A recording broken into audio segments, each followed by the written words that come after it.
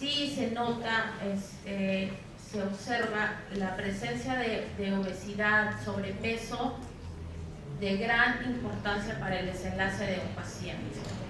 No solo a nivel nutricional, sino se complica mucho más hasta para movilizarlo, para bañarlo, para cuidarlo, el deterioro de su piel, las úlceras por presión.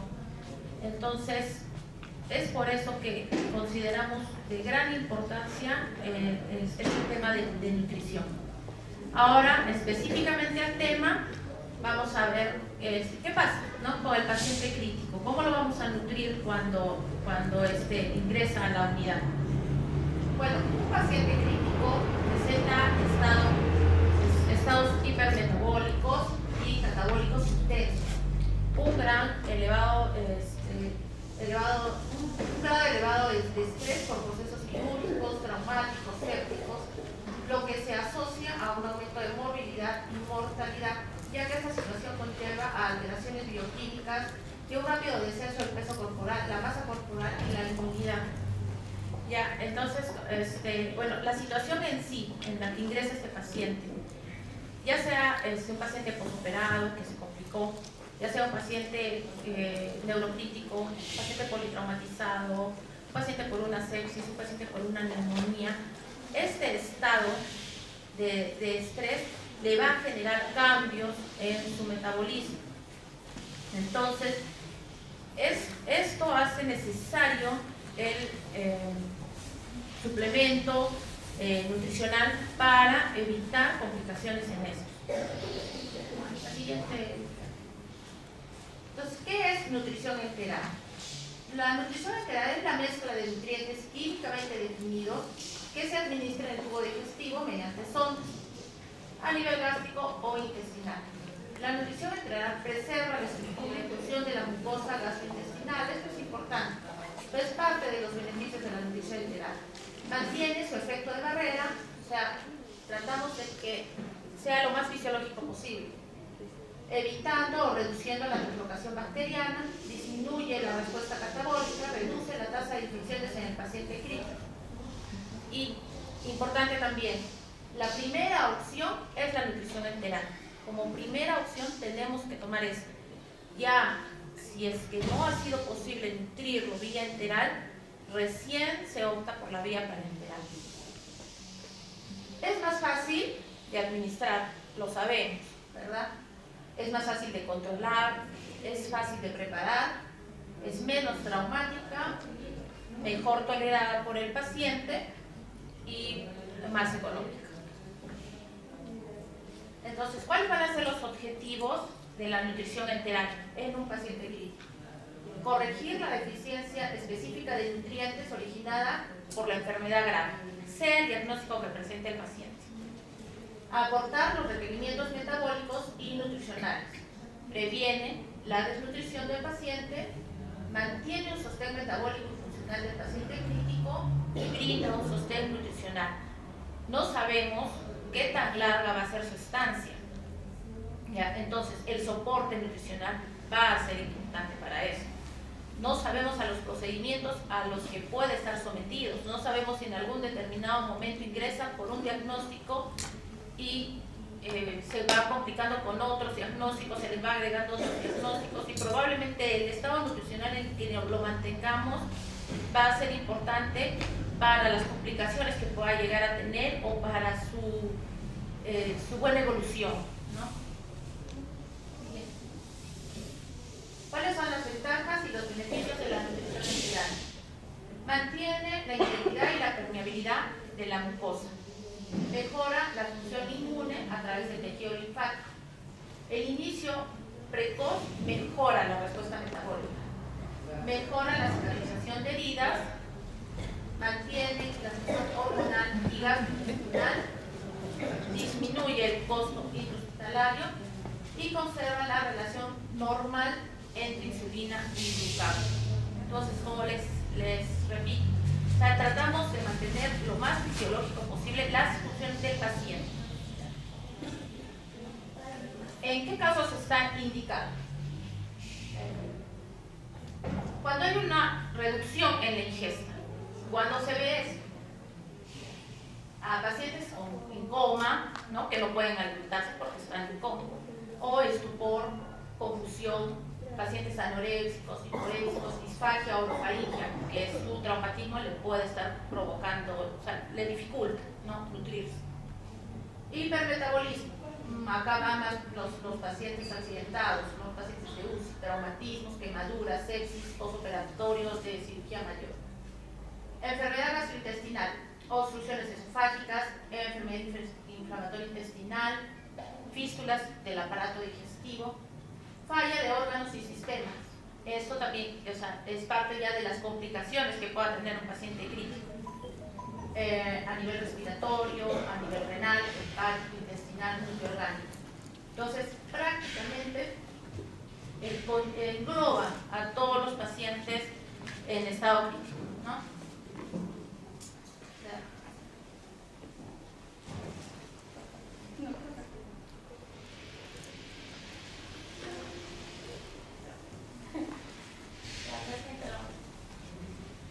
Ahora, ¿en qué casos está contraindicado? Pero siempre, o sea, mentalicémonos, es la última opción, la nutrición parenteral, ¿no? Entonces, siempre vamos a tratar de todas las maneras que nuestro paciente tolere nuestra nutrición enteral. Pero bueno, si es que en algún momento dado alguna patología no me permite nutrirlo enteralmente, entonces, ¿en qué casos puede ser? Una obstrucción intestinal completa, obviamente. No va a haber por dónde absorber. Hipomovilidad intestinal o ilio, que esto puede ser corregido y después reiniciamos la nutrición.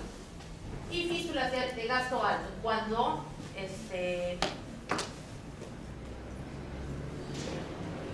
obtenemos mayor de 500 mililitros al día, ¿no? Entonces vemos que prácticamente toda la nutrición que estamos dando se está fistulizando, está saliéndose, entonces es de un gasto alto, entonces podría ya empezarse a considerar la nutrición parenteral en estos pacientes.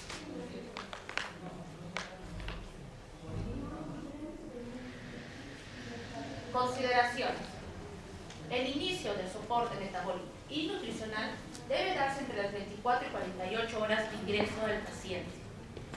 Generalmente el paciente en estado crítico ingresa descompensado, ¿no? Entonces es necesario el uso de aminas, ¿no? Entonces el uso de aminas me dificulta a nivel intestinal la absorción y me va a ser un poco tolerable la dieta. Entonces espero compensarlo, pero no esperar más de 24 o 48 horas. Entonces, mientras más precoz sea el inicio de la nutrición, mejor será el pronóstico del paciente, mejor será su evolución. Pero previa estabilización hemodinámica, ¿ya? Básicamente por el uso de aminas. Respecto a la vía de aporte, la elección es la vía digestiva, siempre que sea posible. Existen algunas situaciones de riesgo para la tolerancia de la nutrición enteral en pacientes clínicos. Como les comenté, inestabilidad hemodinámica por el tratamiento de drogas vasoactivas, peritonitis, hemorragia digestiva. Si tengo un sangrado activo, una hemorragia aguda, entonces también no me va a permitir la nutrición enteral. Compenso, paramos ese sangrado y iniciamos entre las 24 y 48 horas. Una diarrea importante y vómitos, entre comillas, porque no, en la actualidad la diarrea y los vómitos no es motivo para suspender una nutrición. Entonces, ¿qué es lo que voy a buscar? ¿Por qué está vomitando? ¿Por qué está con diarrea? Probablemente le haya entrado una infección. Trato la infección y mi nutrición va a ser tolerada. ¿Por qué está vomitando? De repente su digestión es más lenta, entonces se puede administrar metoclopramida, todo bajo indicación. Se administra metoclopramida, entonces esto le puede ayudar a que la digestión mejore y disminuya el residuo gástrico, ¿no? El paciente no me vomite. O probablemente la sonda migró, o probablemente al momento de aspirarlo el paciente esforzó y eso hizo que vomitara. Lo movilizamos de repente en una posición de cúbito supino, no conservamos la posición semifáula, en fin, parte ya de los cuidados de enfermería que pueden haber conllevado a que ese paciente vomite.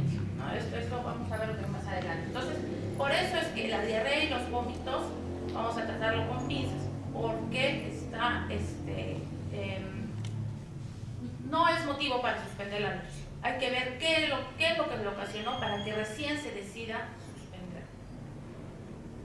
Bueno, o en el mayor, o en otro caso, pues de repente no la suspendo, puedo disminuir el volumen, pero no la suspendo. O lo dejo en reposo una horita y de ahí le reinicio.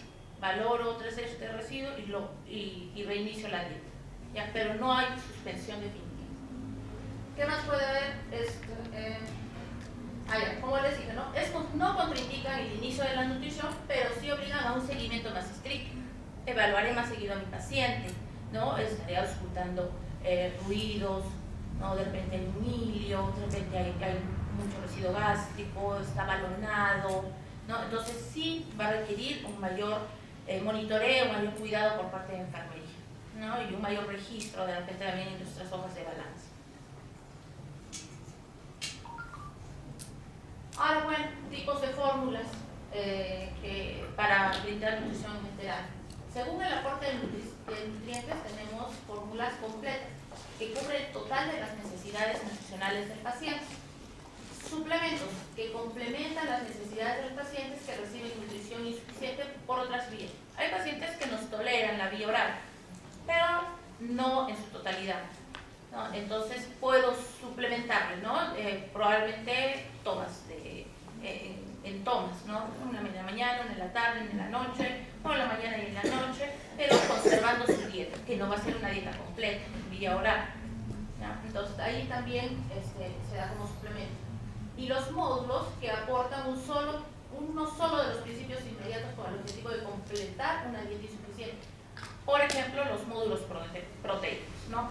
Que me va a aumentar la albúmina en sangre, me va a contribuir a pacientes que necesitan más proteínas. Entonces, estos módulos me ayudan a mejorar. Según la complejidad de las proteínas, hay poliméricas, una proteína intacta, oligoméricas o peptídicas, proteínas hidrolizadas en forma de péptidos o como aminoácidos libres. Según el contenido proteico, normoproteicas o hiperproteicas. Las normoproteicas me aportan el 18% o menos de las calorías totales de la dieta en forma de proteínas. Las hiperproteicas aportan más del 18% de las calorías en forma de proteínas. Generalmente, ¿qué pacientes estarían aquí? Pacientes gran quemados, pacientes con una cirugía de alta, ¿no? Una gran cirugía, ¿no? Cirugía abdominal, que necesitamos cicatrización. Ahora, por la densidad energética, tenemos las hipocalóricas, que me da menos de 1 kilocaloría por mililitro. Las isocalóricas o normocalóricas me dan 1 kilocaloría por mililitro. Y las energéticas o las concentradas, que me va a dar de 1,2 a 2 kilocalorías por mililitro. Y según el contenido de fibra, hay con fibra y sin fibra. Las fórmulas específicas. Esto es según patologías. Se han diseñado fórmulas específicas para ciertas patologías de los pacientes. Por ejemplo, pulmón care, para los pacientes con enfermedades pulmonares. Nepro para pacientes con enfermedades renales. Glucerna para pacientes diabéticos, ¿no? Pero en general, ya con todos los estudios que se han hecho, no muestran su efectividad. No se ha demostrado que el uso de estas fórmulas específicas para cierta patología sean más efectivas que otro tipo de dieta, ¿no? Entonces, en general, ya como que las están dejando de lado. ¿Cuál es el único que tal vez sí lo están usando un poco más? Es el nepro. ¿Pero por qué? Por la cantidad de volumen que administramos. En menos volumen me da la misma cantidad de nutrientes que yo necesito. Entonces, un paciente renal, obviamente yo quiero restringir volumen. En ese caso, sí la están usando el nepro, pero no porque sea específica para paciente renal, sino porque en menos volumen me da el mismo contenido de nutrientes. Almacenamiento y conservación. Esto es parte netamente de enfermería, ¿ya? Parte es importante. Se debe almacenar en un lugar limpio, seco y fresco, evitando fuentes de calor directo que alteren su composición y contacto con productos químicos u otros elementos que actúen como posibles contaminantes. Hay unidades en donde ya nos entregan preparada la dieta. Hay unidades en donde me entregan la fórmula y la enfermera prepara la dieta. Entonces, esto hay que tenerlo en cuenta también. Ya, de preferencia tener un lugar específico para la preparación de dietas. Bueno, en caso de mi unidad ya me la entregan preparada, pero también ya cae en mi responsabilidad el conservar y mantenerla a la temperatura adecuada. En caso de las unidades en donde preparan la dieta, deben tener un lugar específico y con los cuidados necesarios, ¿no? Mantenerla a temperatura inferior a 30 grados. Una vez abierto el envase, si este se mantiene a temperatura ambiente, se recomienda consumir el preparado en las siguientes 6 horas. Si se mantiene refrigerado, entre 4 y 8 grados, un máximo de 24 horas. Y si está administrado en infusión continua, no más de 24 horas. ¿Ya? Entonces, es por eso de que dentro de nuestro protocolo debe estar todos los días, 2 de la tarde, 10 de la mañana, en fin, cada unidad, cada establecimiento lo propone, debe ser cambiada la dieta. Así vea yo que aún falta por pasarle 100 centímetros, 200 centímetros, no, ya pasaron 24 horas, lo descarto y inicio el nuevo preparado que me trajeron. ¿Ya?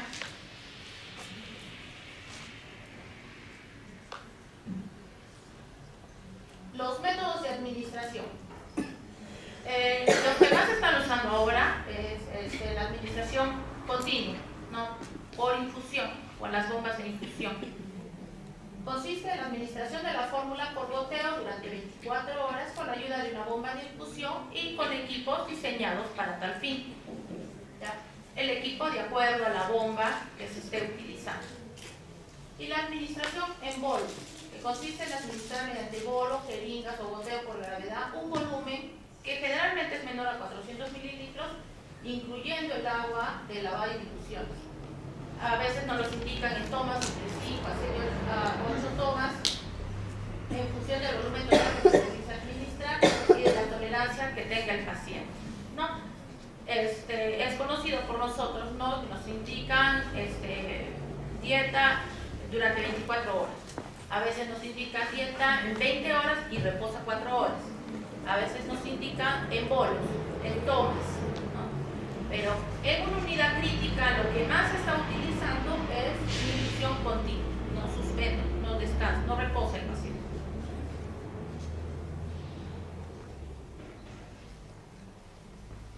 Ahora, ¿qué tipo de sondas voy a utilizar yo para administrar mi nutrición enteral?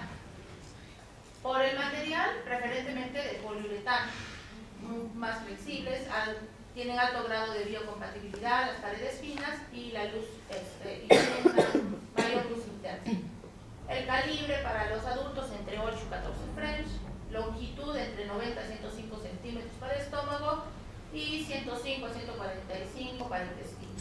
Las ondas transpilóricas o las nasoyunales, que son de poliuretano, que son de 145 centímetros, tienen una terminación en espiral para asegurarla y es generalmente de 8 a 12 French.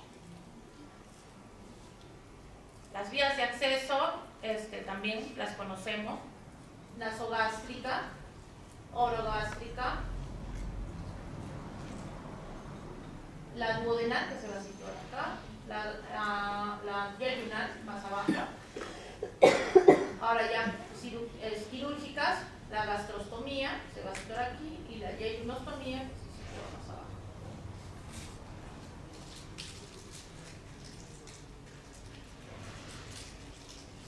Los cuidados de enfermería que debemos tener en los pacientes que reciben infusión enteral. Fijación segura de la sonda. ¿Para qué? Para evitar que migre. ¿Ya? Bien, en pregrado nos enseñaron a marcar en dónde, hasta dónde iba a ingresar la sonda. Entonces, mantener esa marca para que no migre la sonda. ¿Ya? Cuidados de la zona de fijación de la sonda.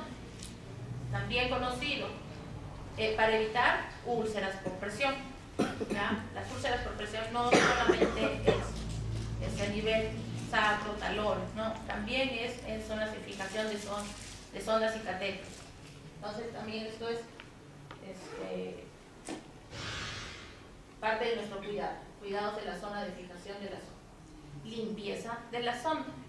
Ya tenemos que mantenerla permeable. Debemos evitar que nuestra sonda quede en las paredes restos de nutrición, de restos de leche. Y se observa en muchas ocasiones en las paredes. ¿Y qué pasa con esto? Disminuye la luz de la sonda, la infusión probablemente no pase completa. ¿Ya? Entonces, y poco a poco se va a ir obstruyendo hasta que se obstruyó la sonda. Bueno, la cambio, la retiro, la cambio, pero ¿quién recibe el trauma? El paciente. ¿A quién la cero? Al paciente, ¿no? Entonces tenemos que cuidar a nuestro paciente, tenemos que evitarle complicaciones a nuestro paciente. Cuidados de nariz y boca, básicamente limpieza de fosas nasales, es que va a ir por zona nasogástrica, y limpieza bucal, si es orogástrica. Y siempre también observando zonas de presión. Posición del paciente, también muy importante, cabecera elevada, hasta cuando lo bañamos. ¿Ya? O sea, si lo bañamos a mi paciente, solo al momento de lateralizarlo, bajaré la cabecera. Pero durante el baño no es necesario que baje la cabecera y lo ponga en decúbito orsal. Suspenderé también la dieta, ¿no? Depende, porque al movilizarlo puedo contribuir a que ese paciente vomite. ¿Ya? Antes de movilizarlo, auscultaré, valoraré, lo veo balonado. El paciente probablemente me vomite si yo lo movilizo.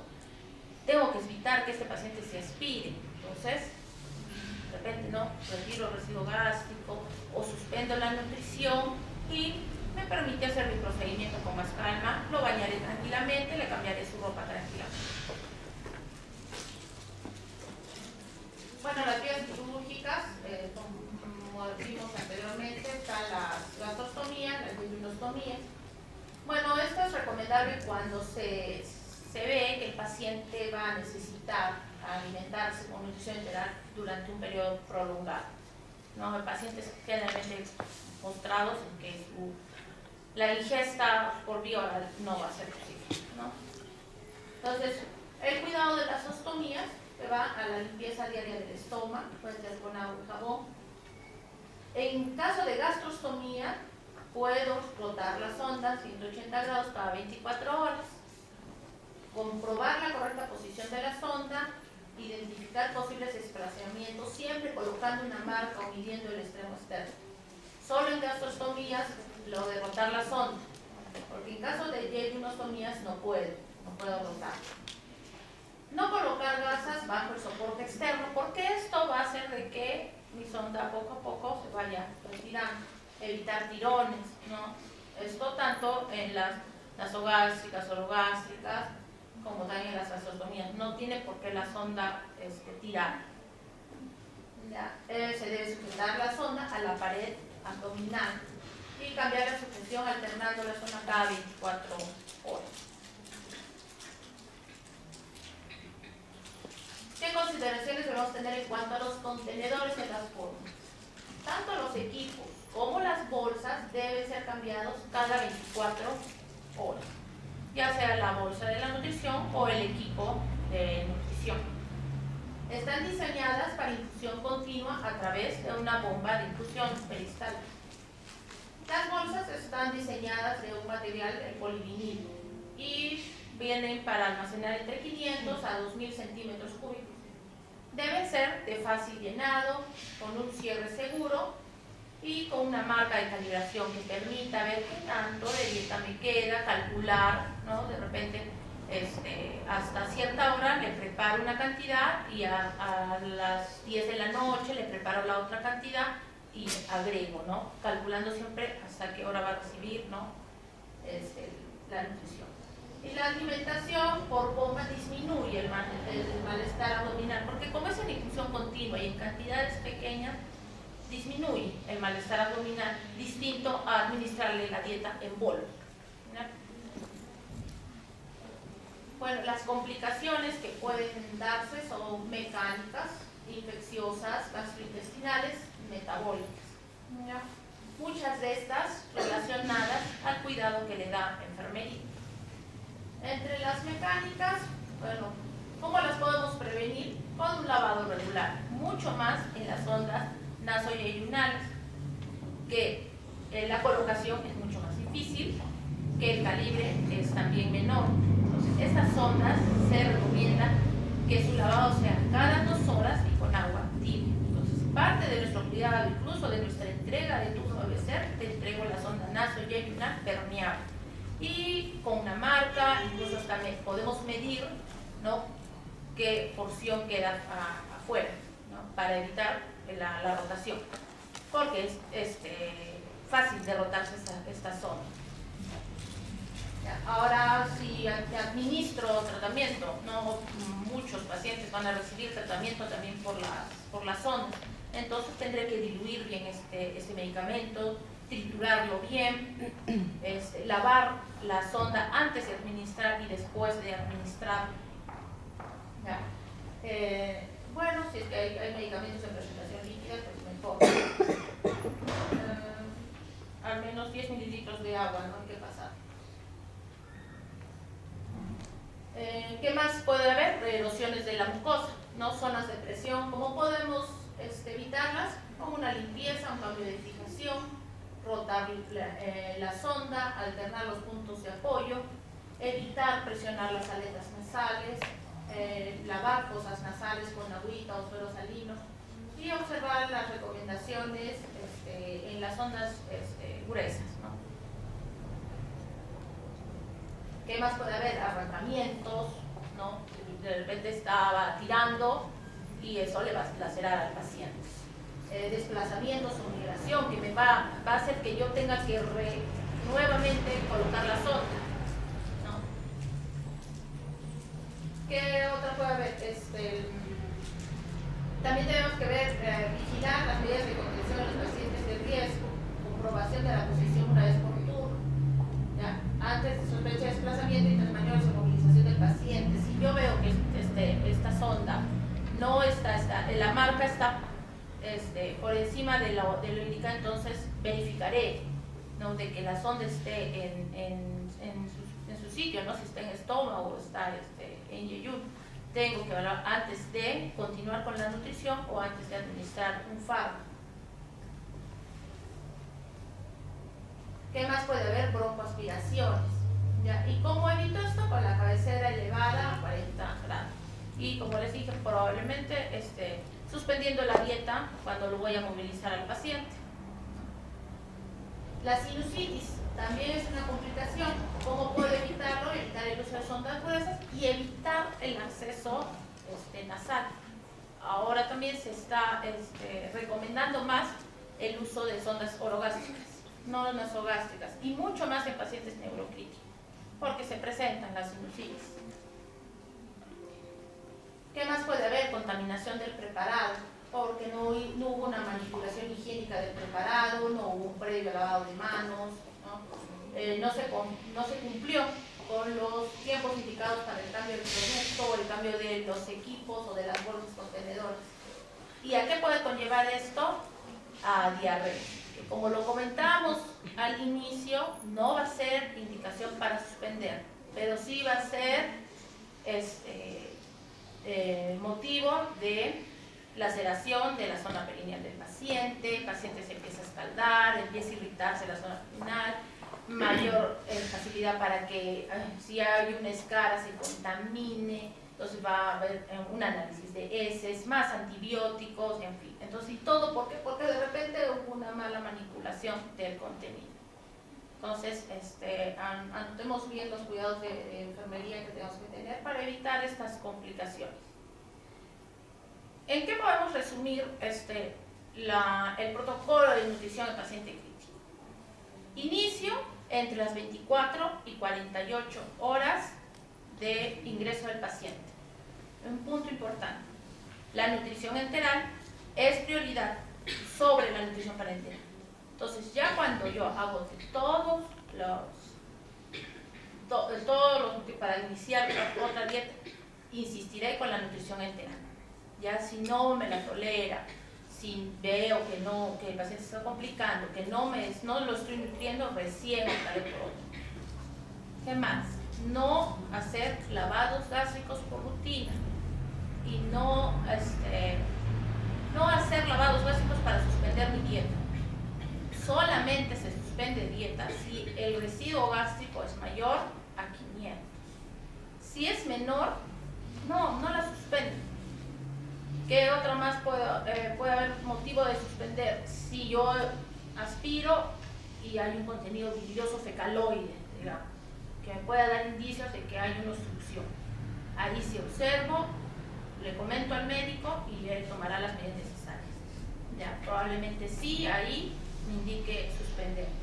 Pero si hay un residuo de 200, de 100, 150, 200, no suspendo la nutrición, continuamos con la nutrición.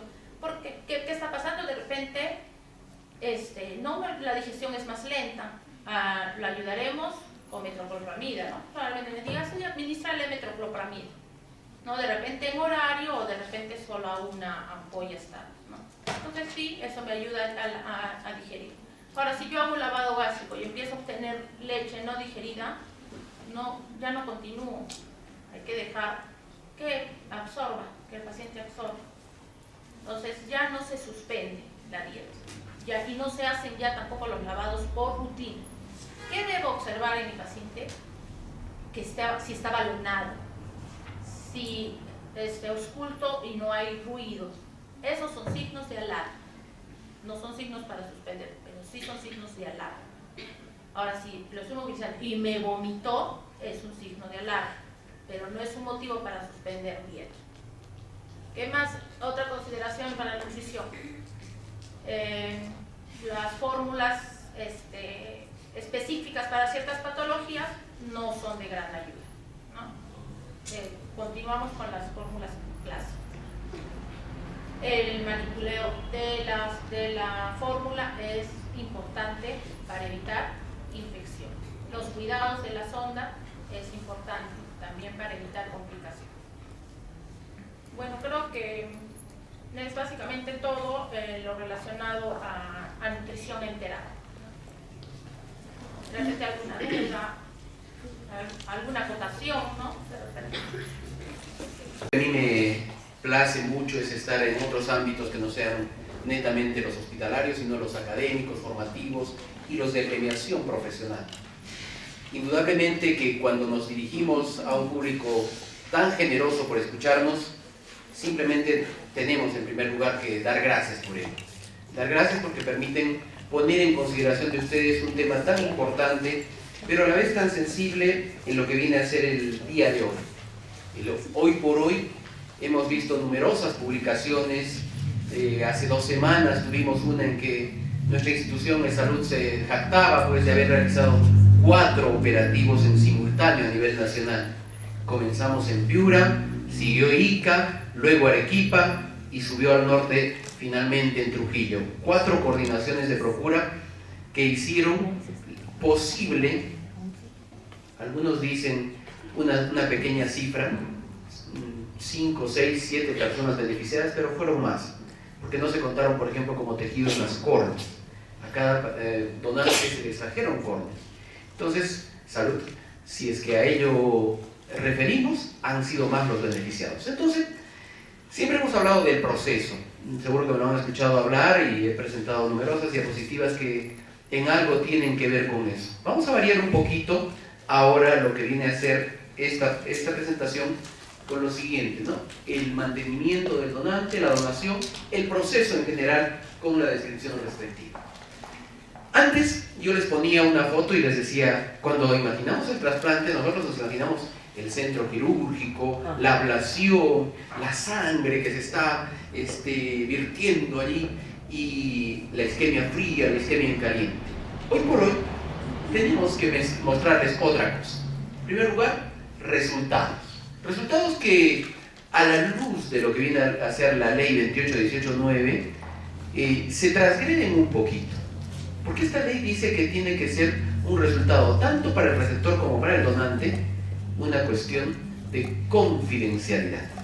Y sin embargo puedo compartir en este escenario de la salud con ustedes no solo el resultado de esta pareja de receptores hermanas de riñón, ¿ya?, sino también el de otras personas que han ido involucrándose en resultados positivos para nosotros como médicos y como enfermeras, porque son médicos, enfermeras, técnicos, algo de 80 a 100 personas que participan en cada operativo.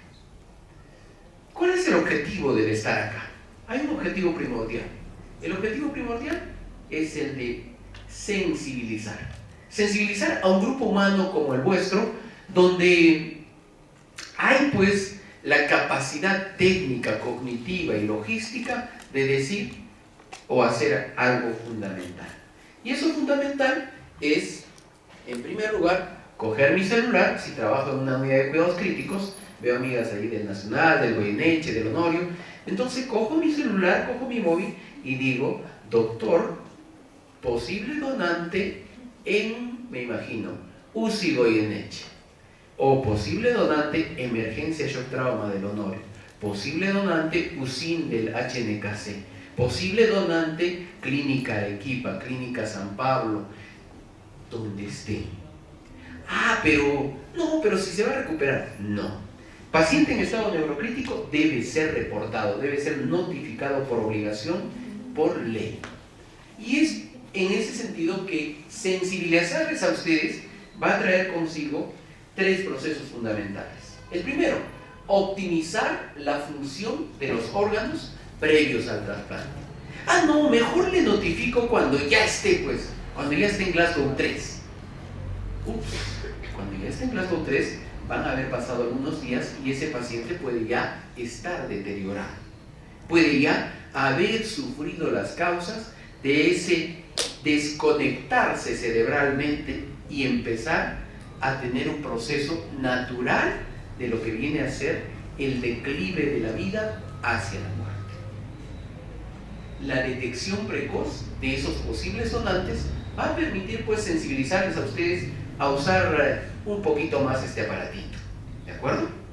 Y va a permitirles también preservar mediante una técnica agresiva y en el mantenimiento y en el manejo de las complicaciones posibles que se pudieran presentar a nivel de un posible o potencial donante.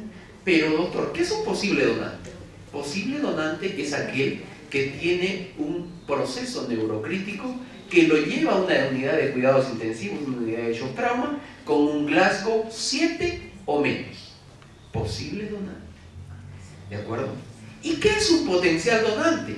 Potencial donante es aquel paciente que habiendo sido posible donante, llega a una escala de Glasgow 3. Es decir, ya no hay nada que hacer con él. Y se espera simplemente demostrar fidedignamente en la muerte encefálica instalada en esa persona. Esta diapositiva siempre me acompaña para decir que esta es la ruta crítica de la coordinación de trasplantes. Nadie diría nada si es que no vemos que existe un comité hospitalario de trasplante donde se permite lo que les he dicho, hacer la detección de pacientes en Glasgow 7 o menos. ¿Quiénes pueden ser? Pacientes que han sufrido una parada cardíaca, un infarto agudo de miocardio, es decir, que de repente están instalados en unidad crítica y como tal, o en UCOR, ¿no? Unidad coronaria. Segundo, pacientes que, habiendo sufrido un stroke, un accidente cerebrovascular, un derrame cerebral, entran en este proceso. Pacientes por trauma craneal, pero que tienen varias connotaciones. Primera, por agresión física. Segunda, por accidente de tráfico. Tercera, por accidente laboral. En esas personas que hemos detectado, vamos a realizar el diagnóstico de muerte encefálica. Y ese diagnóstico tiene que ser rigurosamente llevado. ¿Para qué? Para luego e inmediatamente hacer mantenimiento ya de ese potencial donante. Pero no puedo hacer ese mantenimiento profilácticamente.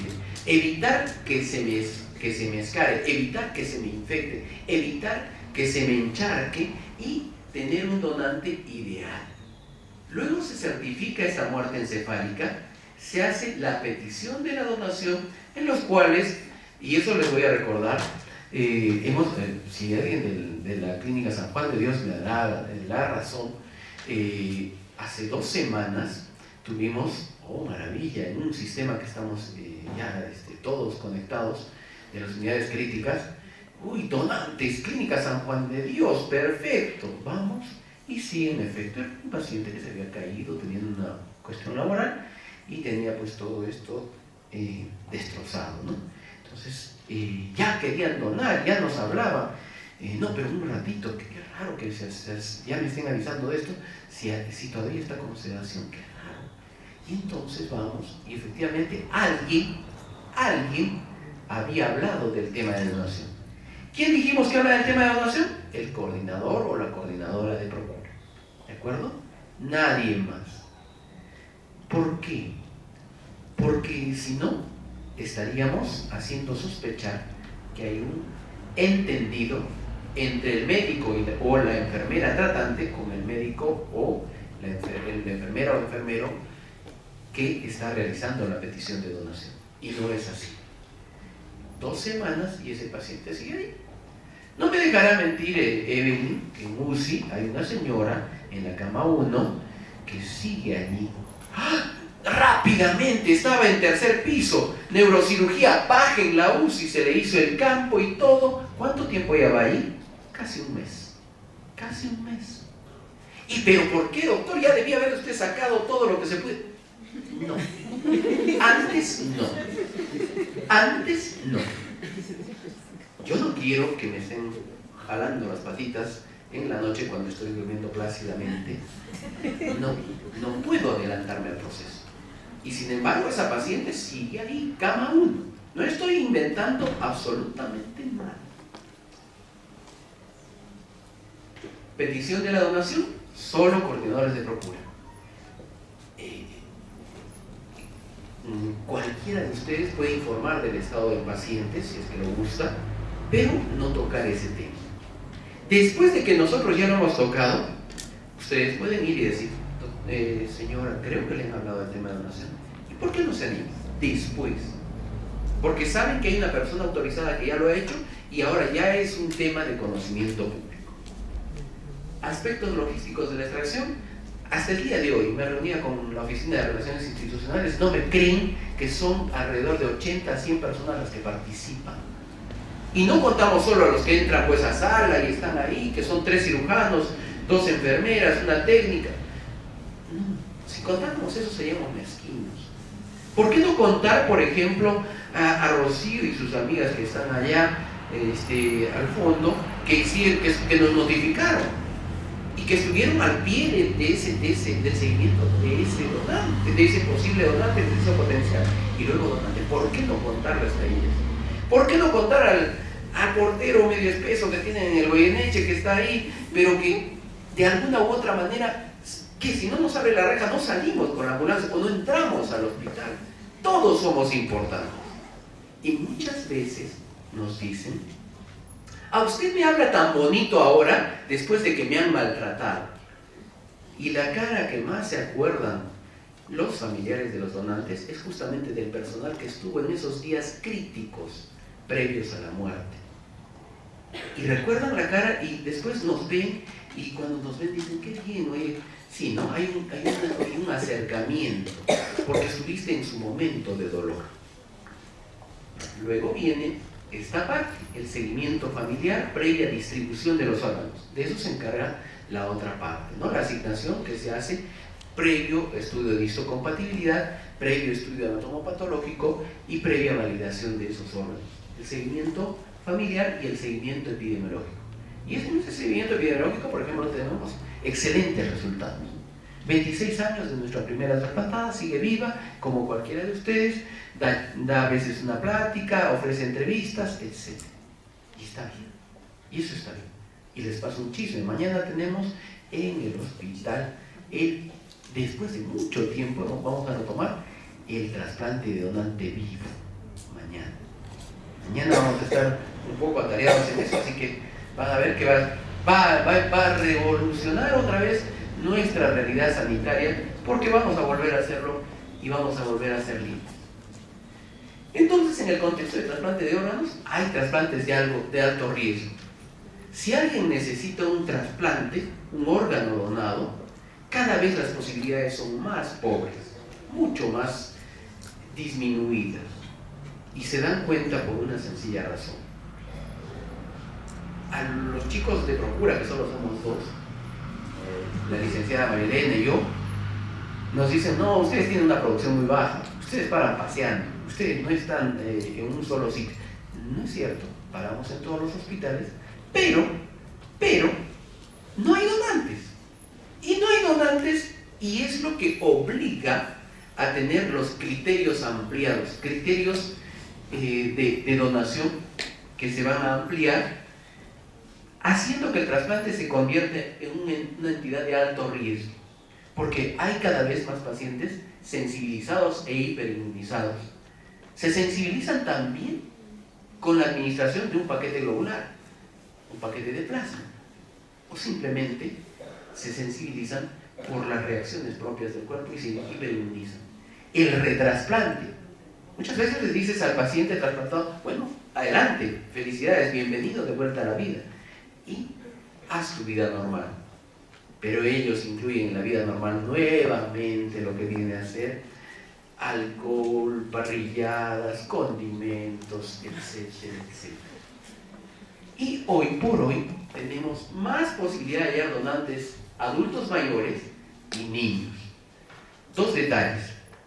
Adulto mayor, hemos tenido ya adultos mayores donantes hasta de 72 años a nivel nacional. En España hasta 91 años. Si le funciona a él, y está bien viejito, pero está atlético, ¿por qué no le va a funcionar a él, que está debiluchito, pero que necesita un órgano donado? ¿De acuerdo? Niños, a nivel nacional hemos tenido hace 3 meses un donante en Lima de 2 años, 2 meses. Una criatura. Y podríamos haber batido ese récord acá en Arequipa, porque en el nacional había un donante, ya era un potencial donante, es decir, que ya estaba con muerte encefálica determinada de 1 año, 8 meses. ¿Pero qué está pasando? Cada vez los extremos de la vida están más sensibles. Y ese año 8 meses hace que esa personita haya tenido un accidente cerebrovascular por una malformación arteriovenosa que llama poderosamente la atención, pero que lo hace pasible de ser donante y también hace pasible de pensar. Si hay donantes más jóvenes, debe haber enfermos más jóvenes. ¿Por qué hay tanto paciente oncológico niño? ¿Por qué hay tanto paciente con malformaciones arteriovenosas o renales, agenesias, etcétera? Niños, bebés, recién nacidos. También hay que tener en cuenta enfermedades infecciosas. Ya estamos por entrar acá a nivel nacional en hacer el comparativo. Bueno, si tienes hepatitis B, voy a ver si aparece un paciente del mismo grupo sanguíneo, del mismo HLA, que también posea hepatitis B. Y así no te voy a dañar y vamos a ver cómo funciona el órgano donado.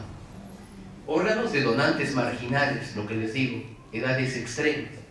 Donantes a corazón parado, es lo que se viene bajo los criterios de Maastricht 3, donantes que ya estando en esa condición se les puede aplicar una circulación extracorpórea y pueden convertirse en donantes.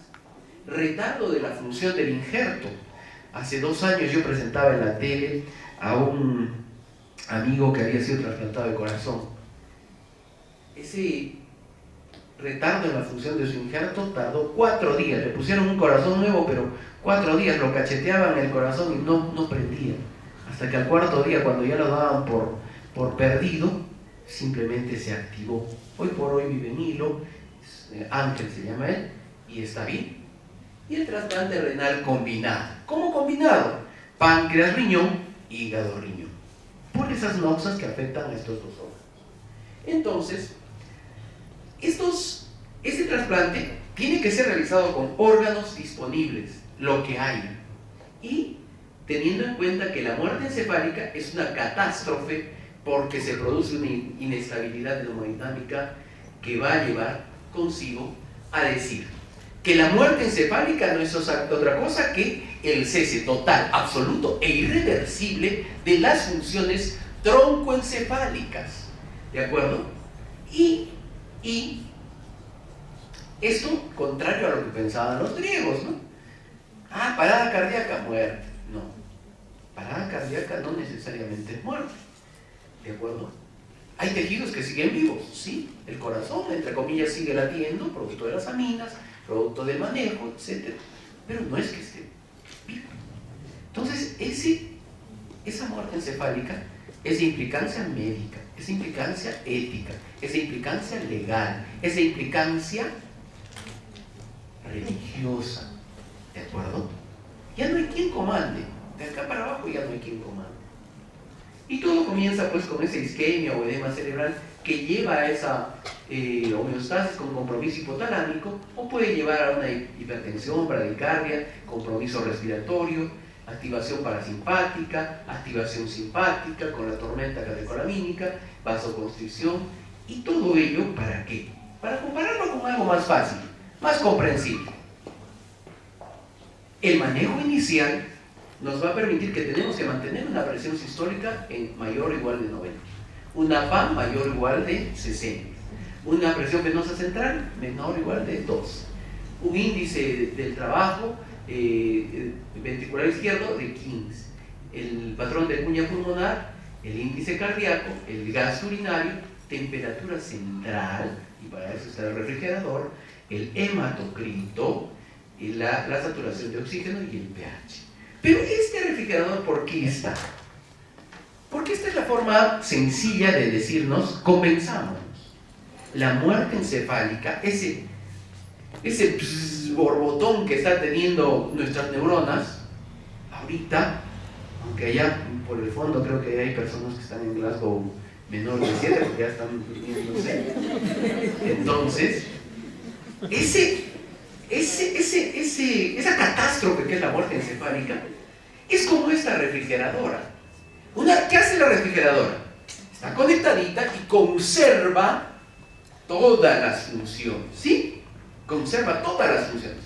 Pero ¿qué pasa si yo la desconecto y encima dejo la puerta abierta? ¿Qué pasará con los productos que están en el interior? Se malogran, se pudren, ¿de acuerdo?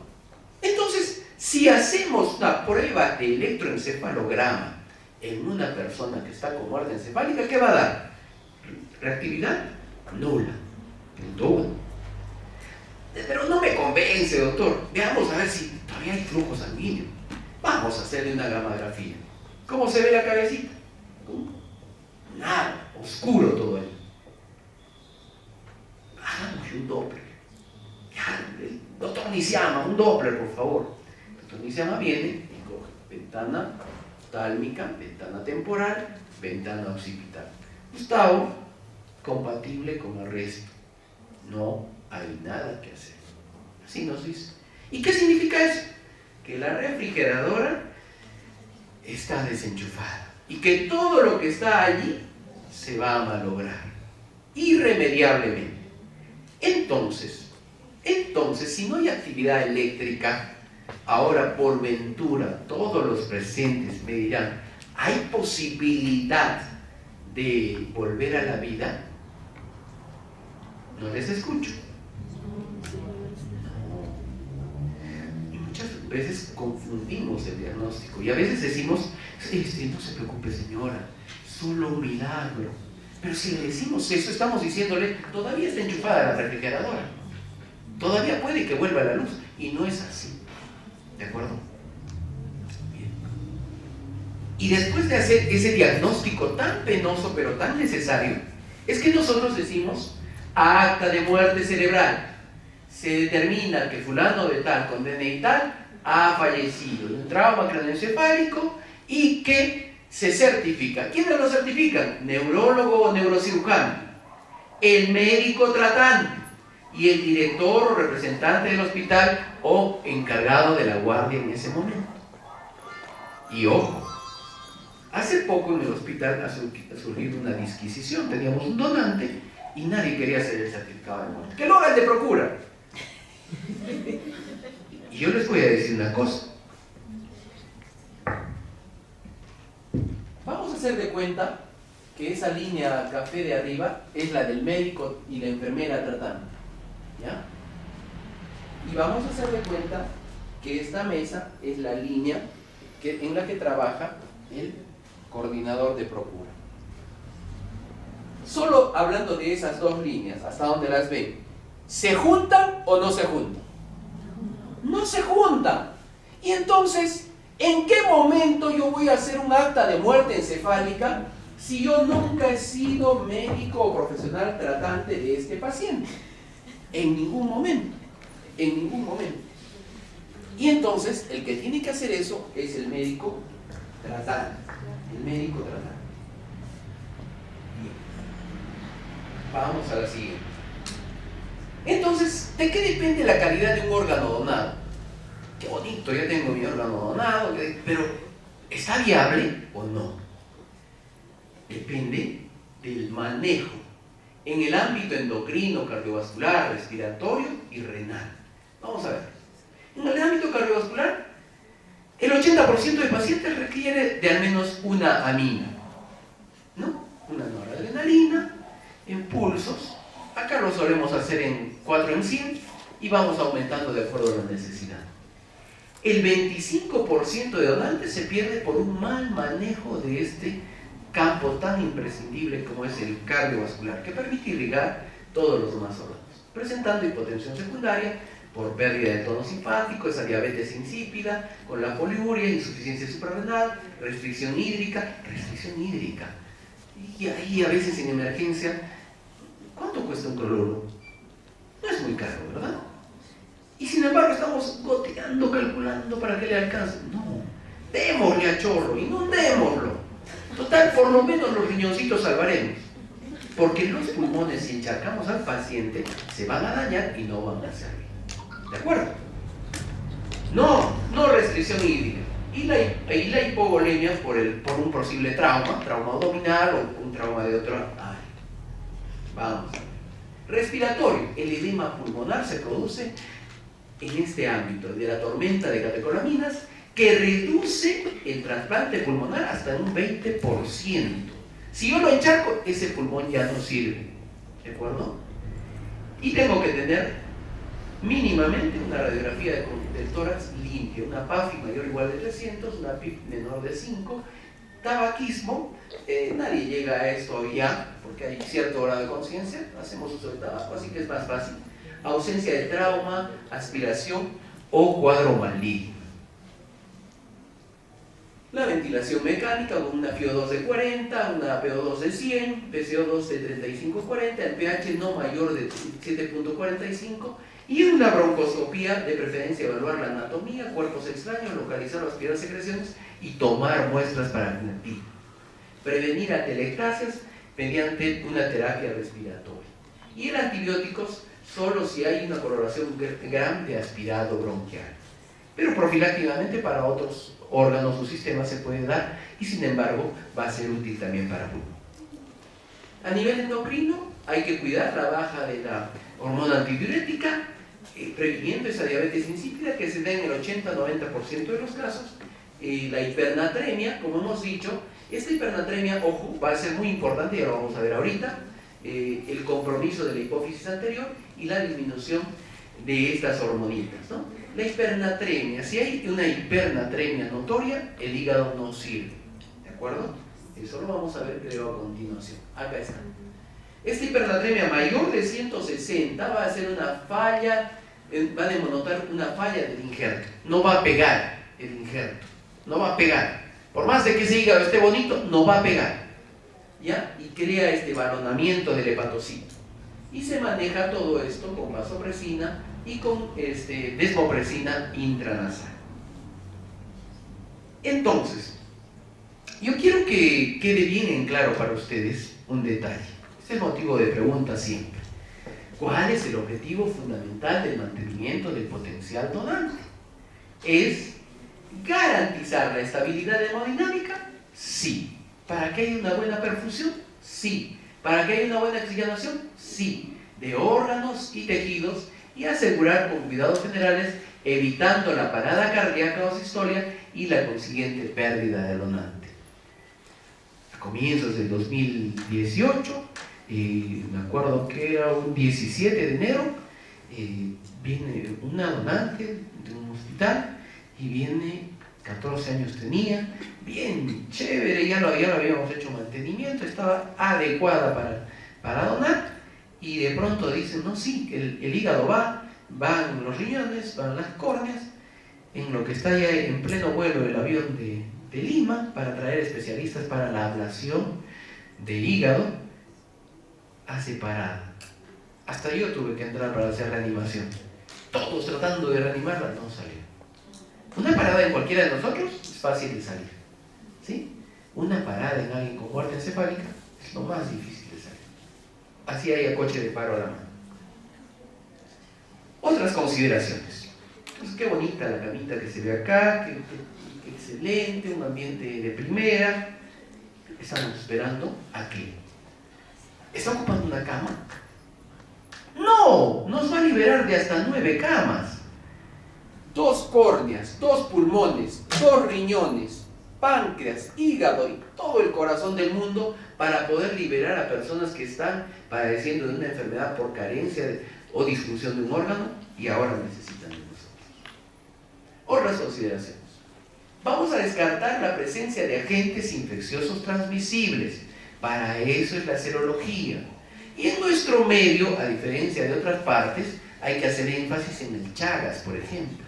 ¿De acuerdo? No vamos. Yo soy bien agradecido con los regalos que me dan, ¿no?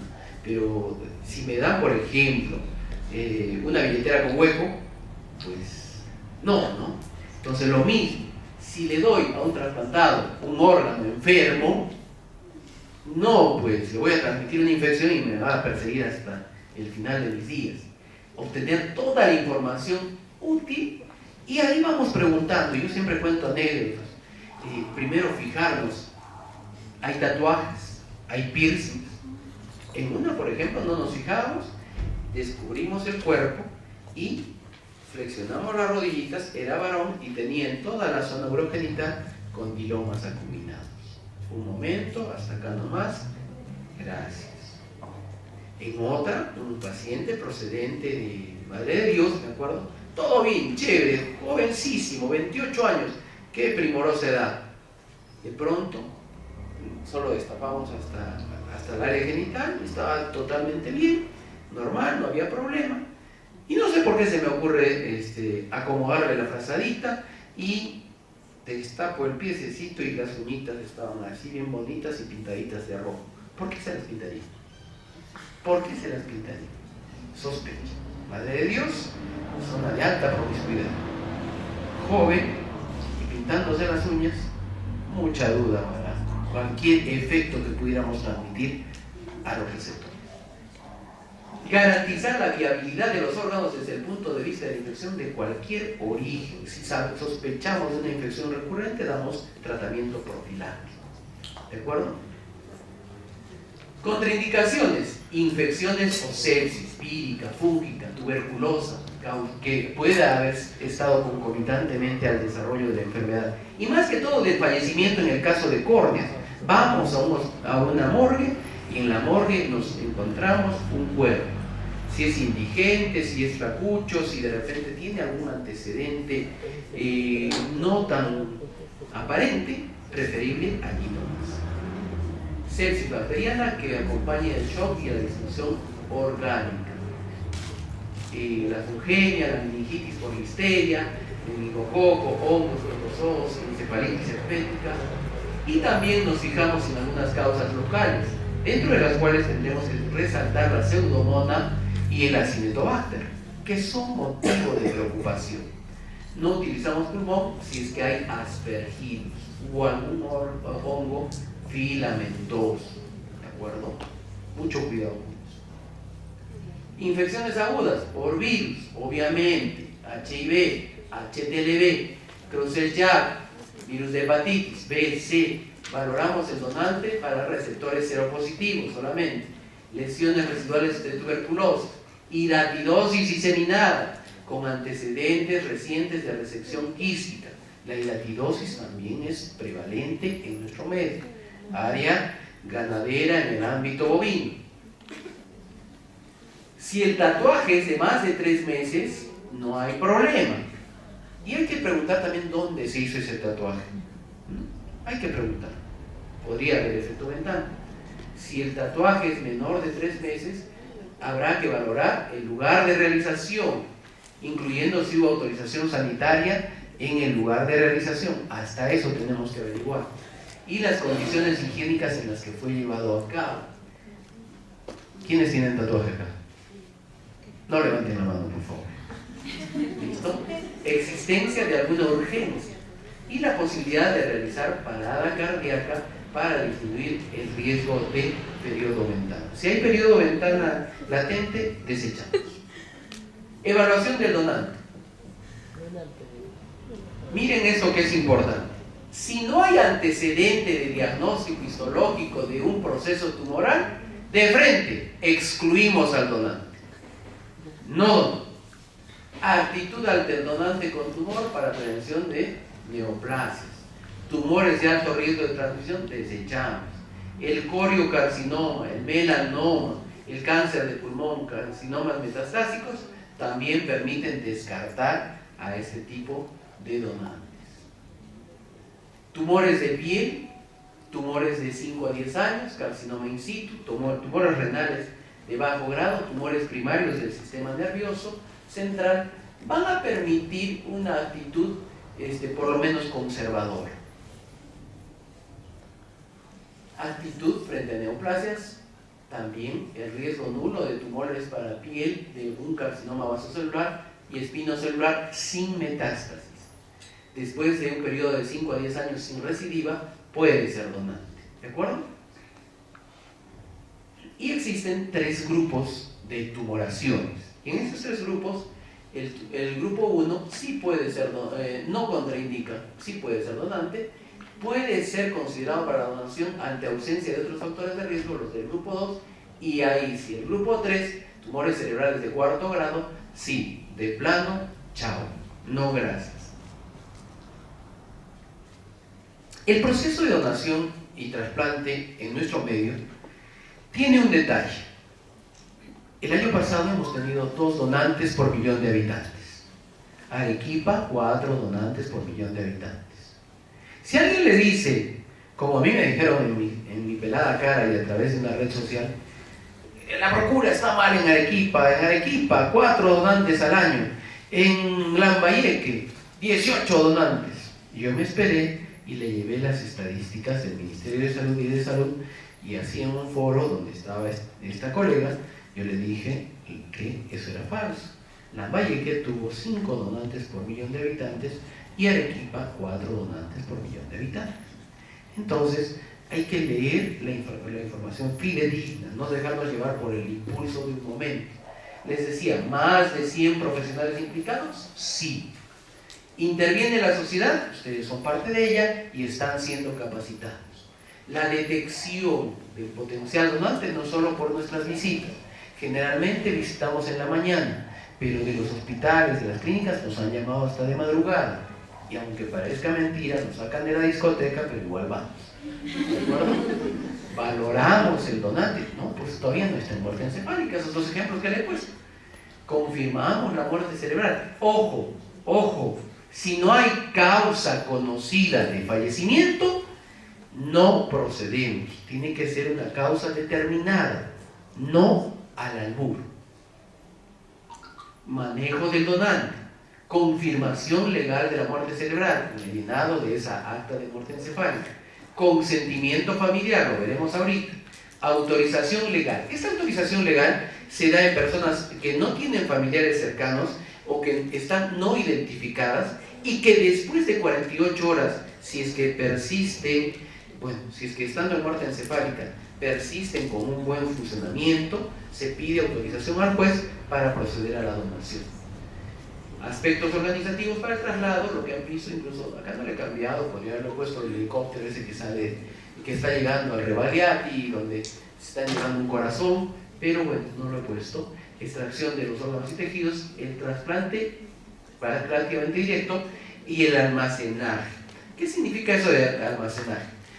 Las córneas, después de fallecido, 12, 18 horas, pueden estar vivas, se extraen. Después de fallecido con parada cardíaca. En el caso de un órgano sólido, pulmones y corazón, después de que se ha extraído, se ha clampado la aorta, solo 4 horas. Por eso es la premura del tiempo. Hígado, hígado 6 horas, páncreas hasta 12 horas.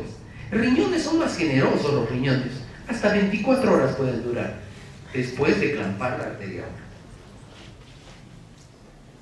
Miren, hay pues errores que nosotros cometemos a veces, pero los estudiosos de este ámbito han dicho, lo ideal es hacer una entrevista a la familia entre 8 y 12 horas, a las 8 de la mañana hasta el mediodía, después no. ¿Para qué? Para realizar la ablación a las 5 de la tarde aproximadamente. Y el implante se ha visto que es mucho mejor entre la medianoche y las 4 de la madrugada. ¿De acuerdo? Nunca hacer una pedida, se dice, en horas de la noche, una entrevista en horas de la noche.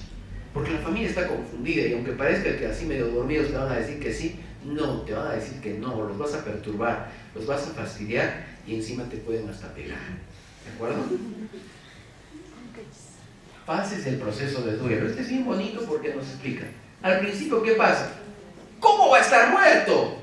¿Qué te pasa? ¿Cómo va a estar muerto? No, me estás mintiendo. Antes de que el cita se termine por dormir, la ira, caramba, indignado estoy yo, ¿qué pasó? ¿Qué pasó? No, ¿cómo le regalé la moto? Pucha, pero ¿por qué lo dejaste ir? ¿Qué pasó? ¿Por qué fue a esa fiesta?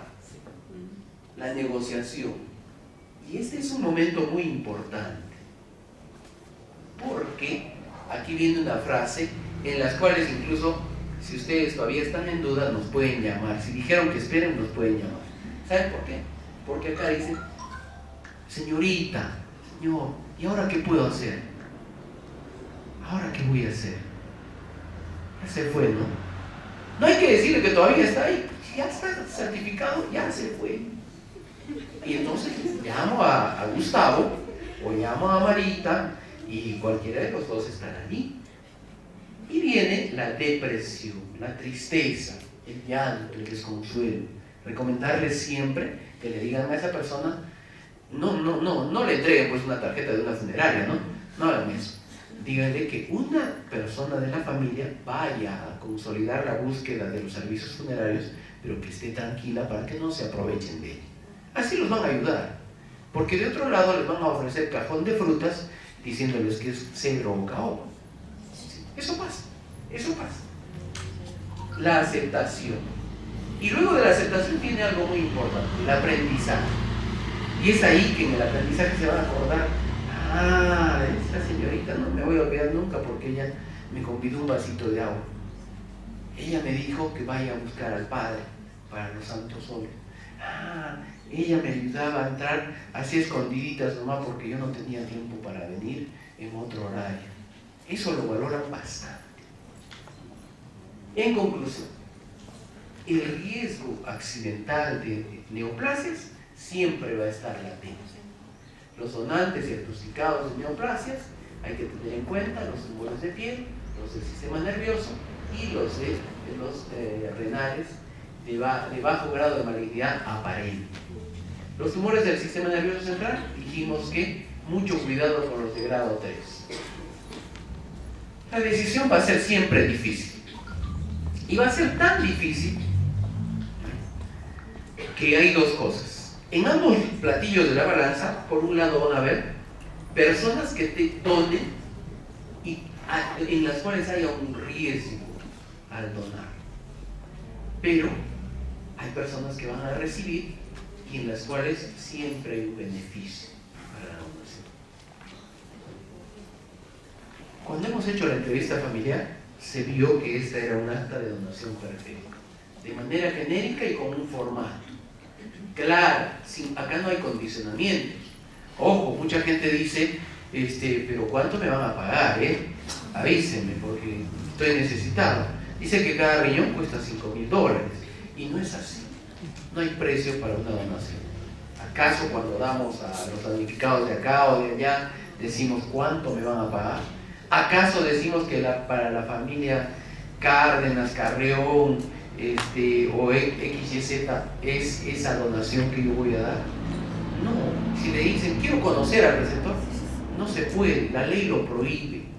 La ley lo prohíbe. Tiene que ser concisa. Acá no figura el mismo ofrecimiento. Y breve. ¿Qué dice? Yo, quien toma el liderazgo de la familia, fulano de tal, identificado, domicilio, teléfono, padre, madre, hermano, hijo, del fallecido, que tiene el DNI tal y que ha fallecido de tal noxa o enfermedad, autoriza la donación de órganos tejidos para terapia de trasplante en acto voluntario y de solidaridad humana, de acuerdo a la ley 28.18.9. Nombres y apellidos puede firmar desde un solo familiar hasta 3 familiares, ¿de acuerdo? Y el médico o enfermera que solicita la donación, ¿de acuerdo? Bien, acá hemos tenido hace poco, en el 24 de mayo, 23 y 24, la visita de Rosario, es colega de ustedes, trasplantada primero, iba a ser trasplantada de riñón, pero vieron que el páncreas estaba anulado, así que dijeron, eje, páncreas, riñón, y la trasplantaron, y hoy por hoy da testimonios, trabaja en la ONDT o DIGDOT, es decir, en el ente regente de lo que viene a ser la donación y trasplante que se encuentra en el MINSA, ¿no? Y así sucesivamente vamos a encontrar personas que han recibido. Yo siempre termino mis pláticas con esta imagen. Indudablemente que si no fuera por Dios, yo no hubiera llegado ni siquiera a conocerme con muchos o muchas de ustedes. Les sigo viendo, les guardo un cariño, un respeto y admiración por la labor que hacen, pero sobre todo me admiro de la gracia de Dios de tenerme siempre con un público o un auditorio que estoy seguro me va a congraciar con las preguntas que ustedes me van a hacer. ¿De acuerdo? Bueno, si es así, enhorabuena, gustoso de absolver. Si no, de todas maneras, yo me quedo muy agradecido a la directiva del Colegio de Enfermeros de Perú, Consejo Regional Quinto, donde me siento muy identificado, muy a gusto, y las veces que fuera, pues para los ámbitos de salud pública, salud ocupacional también que desarrollo, y la parte de auditoría, estaré dispuesto también a ayudarles en lo que fuera necesario. Donde nos encontremos, si no los identifico, pues díganme nomás, hola Gustavo, nos conocimos a una charla, yo gustoso, encantado de estar con ustedes. Y antes de nada, si tienen algún evento, y eso para mi amiga presentadora, que la conozco ya también un tiempo, mándenme un WhatsAppito y podemos hacer la promoción de los eventos, más que todo científicos. Las polladas de repente podrían ser, pero científicos de preferencia. Me mandan un WhatsAppito y me mandan el afiche que quieran que yo difunda en TV UNSA, donde tengo a bien tener un programa que se da los martes y jueves. Hoy día vamos a estar hablando de primeros auxilios con la Cruz Roja, y invitarlas a verlo desde 7 a 8 y para lo que fuera. Mi número para cualquier cosa, les voy a dar los dos, el de trabajo y el personal, pero los dos son útiles, así que un mensajito de texto, un WhatsApp me va a ser fabuloso. 942-116-934. Repito, 942-116-934. Y el otro es el 95-937-0460. 95-937-0460. Ahí vayan anotando nomás para que digan que las he tenido en Catuzán. Ahí. Aquí está más por si acaso. ¿Alcanzamos? Listo. Para que me crean mis jefes, es que a veces piensan que me voy a dar la vuelta al mall, si no es así. Entonces, ¿tienen alguna pregunta? A ver, me gustaría de repente un par de preguntitas, así medias inquietonas. A ver. En el caso del donador que el DNI sí dona, Ya. y los familiares no donan. Esa es muy buena pregunta. Entonces yo les repregunto, ¿cuántos de ustedes dicen sí a la donación en este caso? Levanten la mano. Con confianza, no nos vamos a juzgar. no nos vamos a acusar, está bien. Muchos sís han dicho no a la donación y muchos no han dicho sí. ¿Qué pasa? Entonces acá me van a ayudar, y como mis amigas del Goyeneche están más en este lado, sé que ellas gritan bastante, me van a ayudar con esta frase. Entonces, acá dicen, soy donante, y acá vamos a decir, fuerte, y mi familia lo sabe. 1, 2, 3. Soy donante y mi familia lo sabe. Ese es el chiste. Entonces, si yo tengo el no en el DNI, voy y este fin de semana converso con mi mamá, con mi hermano, mi esposa, mis hijos. ¿Sí? Yo creo en la donación. Si algo me pasara, dono. Ellos sabrán qué hacer. Si no lo hacen, quedará en sus conciencias. Pero es necesario que se firme ese acta de muerte encefálica. Y muchos no, les decía, han dicho sí, porque han dicho, era un buen abogado, un buen médico, un buen albañil, lo que sea. Era un buen ciudadano, un buen trabajador, pero también era un buen padre, también era un buen hermano, era un buen esposo, era un buen hijo. O a veces donan diciendo, era un desgraciado. A veces se da. Bueno, habrá que donar, ¿no? Entonces, a veces pasa eso. La idea es que yo como persona, cuando ya esté sobre esa cama, no voy a poder decidir. Pero mi familia va a estar más desconcertada aún si yo no he tocado el tema. No pretendan convencerlos, solo díganle su opinión. ¿De acuerdo? Solo su opinión va a bastar que la conozca. ¿De acuerdo? Listo. Primera pregunta absuelta. Un parcito más para animarnos y terminar esto. A ver, otra preguntita más. Nada, ¿ve? Bien. Bien. Entonces, nuevamente, si es que todo ha quedado claro, el proceso es bastante amplio, lo han visto. Si en algún momento también nos ven, a mi compañera o a mí, o a otras personas que de repente tomen la posta en un futuro no muy lejano, se los aseguro, no les digan pues, si estamos hablando con la familia, ¡ay, donante! No, de verdad. Es bueno alegrarse porque va a haber la posibilidad de que muchas familias se salven, pero en ese momento cuando estamos con la familia estamos compenetrados con el dolor de ellos. Y a veces, no por hipocresía, sino porque así lo sentimos, cada operativo es ir, sea negativa o asertiva la respuesta, ir y estar en un velorio con ellos, ¿no? Estar en duelo con ellos. Y es una especie de bipolaridad, porque por un lado estamos tristes, pero por otro lado tenemos que trabajar contra el tiempo para que esto se dé. Entonces, simplemente si nos ven un poquito ocupaditos, con un saludito así de pasadita si quieren, normal. Pero si no, ya hablamos después y nos preguntan qué fue de ese paciente. Porque siempre en los hospitales nos dicen, y resultó que fue que donó. Les vamos a decir con mucho cariño que donó. Podemos mostrarles algunas fotitos sin decir la identidad respectiva, pero podemos hacer ese tipo de excepción. ¿De acuerdo? Ayúdennos a ayudar, sean conscientes de lo que estamos haciendo. Nuevamente, a ustedes muchas gracias, que Dios me los bendiga y hasta cualquier oportunidad voy a estar para servirles. No se olviden